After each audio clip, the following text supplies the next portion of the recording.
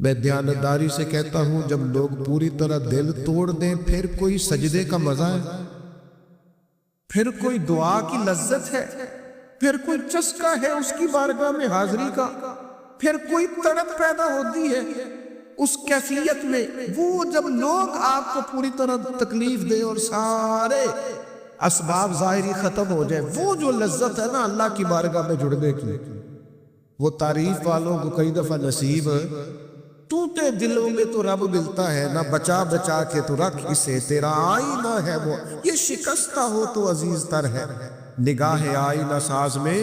لوگ آپ کے ساتھ نہیں ہوتے، لوگ اپنے مفادات کے ساتھ ہوتے، جب تک آپ سے کسی کو فائدہ ہو رہا ہے وہ آپ کے ساتھ ہے۔ تو ہم اس چکر میں ساری عمر جو بتا دیتے ہیں کہ لوگ کیا کہیں گے، لوگ کیا رائے قائم کریں گے، اس سے کمزوری واقع ہوتی ہے۔ تو میرے بھائی لوگ تو بلا وجہ بھی مخالف ہو جاتے ہیں، کوئی سبب نہیں ہوتا پھر بھی لوگ مخالفت کرتے ہیں۔ آپ دیکھیں پیچھے سے دیکھتے ہیں انبیاء صلحاء صحابات کیا اولیاء دیکھتے آئے ہیں، کون ہے جو لوگوں کی پذیرائی اور لوگوں کی گڈ بک میں ہمیشہ رہا ہے؟ اگر بڑے لوگ بھی تعریف کرنے والے آپ کو ملیں گے تو ڈھیر سارے تنقید کرنے والے بھی ملیں گے۔ بہت سارے لوگ آپ کو ملیں گے جن کے لب و لہجہ تیر سے زیادہ سخت ہے، جن کی آنکھوں کے اندر آپ کے لیے اتنے سخت تیر ہیں کہ وہ بعد اوقات جملوں سے زیادہ سخت محسوس ہوتے ہیں۔ کیسے آپ گزارا کریں؟ اس لیے بہترین یہ ہے لوگوں کو دیکھ کر راہ کا تعین نہ کریں، رستے کا تعین رب رسول کی رضا دیکھ کر کریں۔ دوستو لوگ تو تانا زنی کریں گے۔ ایک خاص بات کرنی ہے آپ سے، ایک دانشور نے مجھے تو بڑا تڑپایا ہے، ہو سکتا ہے آپ بھی تڑپ دیں، دیکھا ہے جو کچھ میں نے اوروں کو بھی دکھلا دیں۔ دانشور کی بات پڑھی میں تو ٹوٹ گیا ہوں۔ اس نے کہا مسئلہ پتہ کیا ہے، بدی پھیلانے والے تھوڑے ہیں اور نیکی پھیلانے والے زیادہ ہیں، لیکن پھر بھی زمانے میں بدی کیوں زیادہ پھیل رہی، نیکی کم کیوں پھیلتی ہے؟ تعداد نیکی پھیلانے والوں کی زیادہ ہے، بدی پھیلانے والوں کی کم ہے، لیکن سوسائٹی میں چلن بدی کا کیوں عام ہے؟ تو کہنے لگا اس کی وجہ یہ ہے کہ جس اخلاص کے ساتھ بدی پھیلانے والی بدی پھیلاتے ہیں نا، اس اخلاص سے نیکی پھیلانے والے نیکی نہیں پھیلاتے۔ اور جتنی محنت شیطان کرتا ہے لوگوں کو گمراہ کرنے کے لیے، اتنی محنت دیندار کیوں نہیں کرتے ہیں بچانے کے لیے؟ جس تیزی کے ساتھ لوگ دین کے مخالف کوششیں کرتے ہیں، اتنی محنت کے ساتھ دیندار لوگ جدوجہد کیوں نہیں کرتے؟ کاش کبھی لوگ اتنے مخلص ہو جائیں جتنے بدی پھیلانے والے مخلص ہیں، تو انقلاب آ جائے۔ پھر آپ کمزور کیوں ہوتے ہیں؟ میرے عزیز طے کریں کہ اپنے ضمیر کے مطابق فیصلے ہوں گے، اللہ رسول کی رضا پانے کا کام ہوگا، اور اس تعریف سے نکل آئیں گے ہم کہ لوگ ہمارے بارے میں کیا کہتے ہیں۔ میں عرض کر چکا ہوں کہ داتا علی اجمیری رحمت اللہ علیہ فرماتے ہیں کہ نبی پاک علیہ السلام کو صادق کہتے ہیں، امین کہتے ہیں، صلہ رحمی کرنے والا کہتے ہیں، اور جب کہا لا الہ الا اللہ پڑھو تو پھر جادوگر، پھر معاذ اللہ شاعر، پھر کچھ اچھا وہ یہ سارا کچھ کہتے رہے۔ تو کیا حضور شام کو بیٹھ کے حضرت صدیق اکبر کے پاس یا گھر میں سیدہ خدیجہ کے پاس یہ تبصرے کرتے تھے؟ معاذ اللہ، کہ دیکھو جی لوگ بات ہی نہیں سنتے، دیکھو توجہ ہی نہیں کرتے، دیکھو مجھے جادو، حضور یہ تبصرے کرتے تھے؟ وہ جس طرح بچہ آگ کے قریب بار بار جاتا ہے اور ماں ہاتھ پکڑ پکڑ کے روکتی نہیں، غصہ نہیں کرتی، اس کا خیال ہوتا ہے اسے پتہ ہی نہیں یہ جل جائے گا، یہ رات کو بیٹھ کے تبصرے نہیں ہوتے، بلکہ اللہ کا قرآن کہتا ہے اللہ کا باقی النفس کا، اے محبوب کیا آپ اپنی جان پر کھیل جائیں گے؟ اللہ یکون مؤمنین، اس بات پر کہ یہ ایمان کیوں نہیں لاتے؟ حضور آپ نے تو جان کی بازی لگا دی گویا، اتنی محنت کرتے ہیں، اتنی محنت کرتے ہیں، یہ اللہ کا قرآن ہے۔ وہ جادوگر کہتے جا رہے ہیں، ساحر کہتے جا رہے ہیں، اور حضور جان کی بازی لگا کر دین بتاتے جا رہے ہیں۔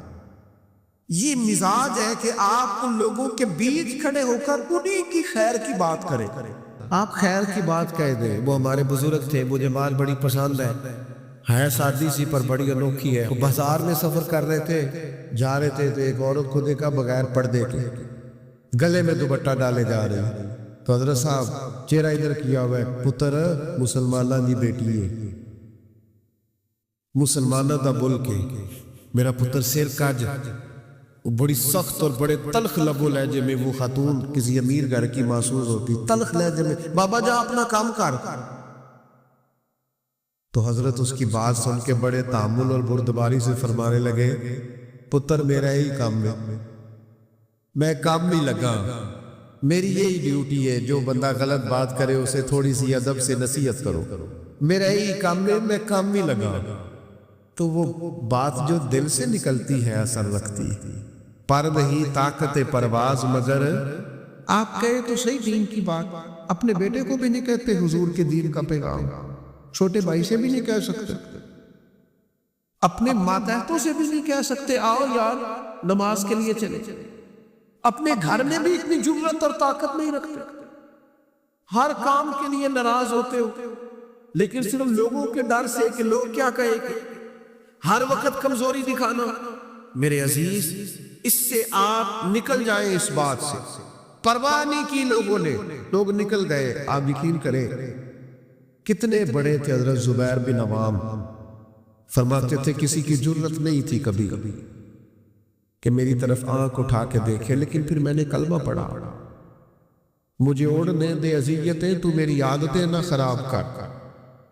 فرماتے چٹائی لپیٹ کے نہ میرے گرد مجھے باندھ کے، تو اس کو میرا چچا آگ لگا دیتا تھا، وہ جو دھواں ہوتا تھا نا اس کا، ایک دھواں بڑی تکلیف دیتا ہے اگر آپ دھوئے میں گر جائیں، فرماتے اس سے مجھے اذیت پہنچتی، تکلیف پہنچتی، لیکن ہر لمحہ میرے دل سے بھی صدا نکلتی، حق وہ ہے جو رسول پاک لے کے آئے، سچ وہ ہے جو نبی کریم علیہ السلام نے بیان فرمایا۔ کسی جگہ بھی کسی کمزوری کا اظہار، کیوں ہم کمزور پڑ گئے؟ اللہ جانے کون سی ایسی باتیں ہیں جن کی وجہ سے ہم پیچھے رہتے جا رہے ہیں۔ میرے عزیزوں ان کمزوریوں سے اپنے آپ کو نکالو۔ میں آپ سے عرض کروں اپنے بچوں کو بزدل نہ بنائے، انہیں یہ نہ کہے کہ وہ بندے کیا کہیں گے، لوگ کیا کہیں گے، لوگ تیرے بارے میں کیا سوچیں گے۔ یہ ٹھیک ہے کہ انہیں تہمت والی جگہ سے بچائے کہ یار تو رسوا ہو جائے گا، اور رسوائی جو ہے وہ ٹھیک نہیں ہوتی، اور وہ انہیں بتائے غیر شرعی کاموں میں یا وہ سستی کر رہے ہیں دین سیکھنے میں تو اس میں، لیکن میرے عزیز کھانے پینے میں، اوڑھنے پہننے میں اور زندگی گزارنے میں آپ انہیں لوگوں کی رائے کا محتاج نہ کریں کہ بیٹا یہ تو اگر کھا لے گا تو لوگ کیا کہیں گے، یہ پہن لے گا تو لوگ کیا کہیں گے، اس معاملے میں لوگ کیا کہیں گے۔ دیکھنا یہاں لوگ آپ بزدل نہ بنائے اولاد، اللہ کرے ہمیں یہ سمجھ آئے، انہیں کہے بیٹا اگر تو یہ کام کرے گا تو اللہ ناراض ہوگا، یہ کام کرے گا تو اس سے شریعت کی مخالفت لازم آئے۔ اگر اپنے بچوں کو اب دائرہ شریعت کے اندر تبلیغ کریں گے، آپ اللہ رسول کے نام پر انہیں تبلیغ کریں گے تو وہ تو عام لوگوں کے مقابلے میں طاقتور ہو جائے گا، ان کے اندر تو قوت پیدا ہوگی، بیداری پیدا ہوگی۔ لیکن ہم کیا کرتے ہیں، بچپن سے بچوں کو سیاستدان بناتے ہیں، وہ ماحول دیکھ کر چلتے ہیں، حالات دیکھ کر فیصلہ کرتے ہیں، وہ بیچارے ڈپلومیز ہو جاتے ہیں، وہ کہتے ہیں یار ذرا یہاں دیکھو لوگوں کا کیا ہے میرے بھائی، کوئی ضروری ہے لوگوں سے منوانا؟ میرے عزیز یہ خوف زدہ رہنا، ڈرے رہنا، سہمے رہنا، لوگوں کو دیکھ کر فیصلہ کرنا، لوگ کیا کہیں گے، لوگ پھر آپ کے بارے میں کیا رائے دیں گے، اس سے ساری زندگی ہماری کمزوریاں نہیں جاتی۔ میں آپ سے عرض کروں مجھے بڑی تکلیف ہوئی اپنے ہی ملک کے ایک ذمہ دار کے بیان سن کے، جب ان سے کہا گیا کہ آپ فلسطین کے حق میں بات کریں تو انہوں نے کہا آپ چاہتے ہیں ہم دنیا میں اکیلے رہ جائیں، آپ چاہتے ہیں ہم تنہا رہ جائیں، لوگ ہمارا ساتھ چھوڑ دیں۔ میں نے کہا کاش تجھے پتا ہوتا کہ لوگ ساتھ چھوڑ بھی جائیں تو کچھ نہیں ہوتا، اللہ رسول کا ساتھ ضروری ہوتا۔ کاش تجھے خبر ہوتی لوگ پہلے بھی ساتھ نہیں ہیں۔ اور پھر فرمایا نبی کریم صلی اللہ تعالی علیہ وسلم نے کہ ہمیشہ سچی بات کہنا، چاہے وقتی طور پر لوگوں کو اچھی نہ بھی لگے۔ اور پھر محبوب کریم صلی اللہ تعالی علیہ وسلم نے مجھ سے فرمایا تم دین پہ چل رہے ہو، اور اگر کوئی بندہ تمہیں تانا دے، تمہیں ملامت کرے تو پرواہ نہ کرنا، پھر آگے بڑھتے رہنا۔ اور پھر میرے کریم حبیب نے مجھ سے فرمایا تھا لا حول شریف کثرت سے پڑھا کرنا، یہ عرش کے خزانوں میں سے خزانہ ہے، یہ کثرت سے پڑھنا. آج آپ دیکھ لیں، ہم نہیں کہتے سچی بات، صرف اس لیے ڈرتے ہیں کہ لوگ تانا دیں گے، لوگ سخت بات کریں گے، لوگوں کے اندر جو ہمارا ایک معیار بنا ہوا ہے وہ کم ہوگا، تانا زنی کا دروازہ کھلے گا. صرف اسی بات سے ڈرتے ہوئے میں بہت سارے لوگوں کو جانتا ہوں، سمجھتا ہوں اس بات، اگر اپنے قبیلے اور برادری میں وہ سچ کہہ دیں تو ان کے کہنے کے اثرات ہوں گے، لیکن وہ سب کی گڈ بک میں رہنا چاہتے ہیں، وہ سچ بولنا نہیں چاہتے، وہ سب کے حق میں سب کے لیے اچھا رہنا چاہتے ہیں، وہ عوامی پذیرائی چاہتے ہیں. لہذا جو خیر کی بات ان کی پہنچ میں بھی ہے وہ بھی نہیں کرتے، حتیٰ کہ اپنے گھر میں، اپنی اولاد میں، اپنے بچوں کے بیچ بھی انصاف نہیں کر پاتے. کیوں؟ اس لیے کہ وہ کہتے ہیں لوگ میرے مخالف ہو جائیں گے. آپ دیکھیے، آج ہم دین کا کام کرتے ہیں تو لوگ پھول برساتے ہیں، نعرے لگاتے ہیں، تکریم ہوتی ہے، لیکن صحابہ کرام علیہم رضوان جس زمانے میں کلمہ پڑھتے تھے تو اس زمانے میں تو کلمہ پڑھتے لوگ روڑے اٹھا لیتے تھے، پتھر مارتے تھے، تانے دیتے تھے، تکالیف دیتے تھے، بڑے بڑے سخت سوالات کرتے تھے، کہتے تھے تمہارے خیال میں وہ دین غلط تھا جس پر تمہارا باپ تھا، تمہارا دادا تھا. نفسیاتی اور اعصابی تکلیف دیتے تھے، لیکن ان لوگوں نے کسی چیز کی کوئی پرواہ نہیں کی. جس بات کو حق سمجھا اس پر قائم بھی رہے، سفر بھی جاری رکھا اور دوسروں کو بھی اس کی تبلیغ کی. اور اللہ کا قرآن تعریف کرتا ہے، فرمایا یجاہدون فی سبیل اللہ، وہ لوگ اللہ کے محبوب لوگ جو راہ خدا میں جد و جہد کرتے، ولا یخافون لومۃ لائم، پھر وہ کسی ملامت کرنے والے کی ملامت کی پرواہ نہیں کرتے، وہ پرواہ نہیں کرتے لوگ ان کے بارے میں کیا کہتے ہیں. فرمایا ذالک فضل اللہ یؤتیہ من یشاء، یہ جو وہ پرواہ نہیں نہ کرتے یہ اللہ کا فضل ہے، اور یہ فضل اللہ جسے چاہتا ہے عطا کرتا ہے. واللہ واسع علیم، اللہ وسعت والا بھی ہے اور علم والا بھی.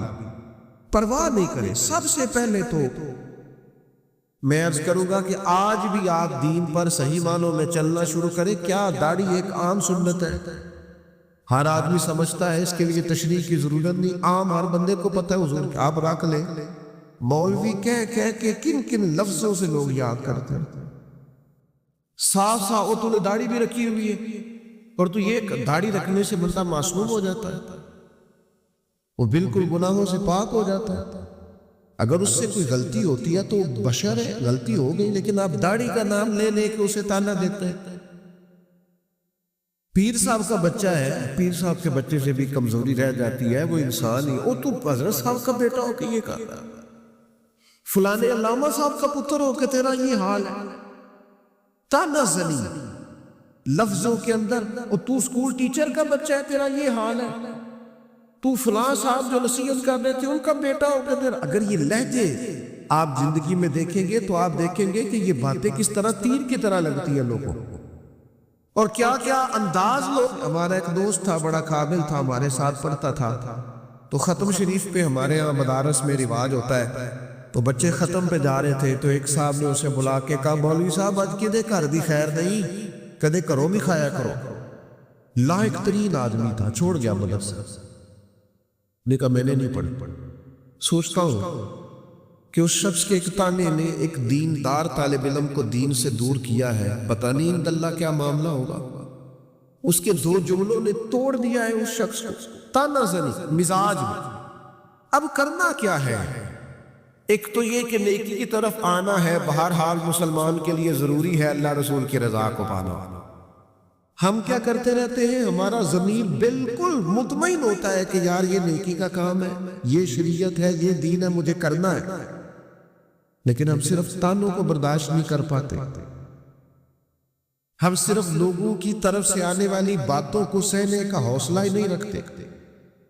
اگر میں غلط نہیں ہوں تو میں اس نتیجے پر پہنچا ہوں کہ اگر ہمارے دل سے لوگوں کا خوف نکل جائے نا، برادری، قبیلے، علاقے، سوسائٹی اور معاشرے میں جو ہم نے اپنی جھوٹی انا منا رکھی ہے، اگر اس کا خوف نکل جائے تو بہت سارے لوگ دیندار ہو جائیں، بہت سارے لوگ پرہیزگار ہو جائیں، بہت سارے لوگ اللہ رسول کی رضا والے ہو جائیں. میں اپیل کرتا رہا ہوں شروع سے لے کر آخر تک، پھر عرض کرتا ہوں یارو وقت کا پتہ کوئی نہیں، ڈھیر سارے لوگ پچھلے سال تھے، اس سال نہیں ہے۔ میں اپنے کچھ سمیوں کو جانتا ہوں جو وقت پہ آتے تھے، جمعہ پڑھنے کے لیے جمعرات کو آ جاتے، لیکن پھر اللہ کا حکم ہوا وہ چلے گئے، رخصت ہو گئے دنیا سے۔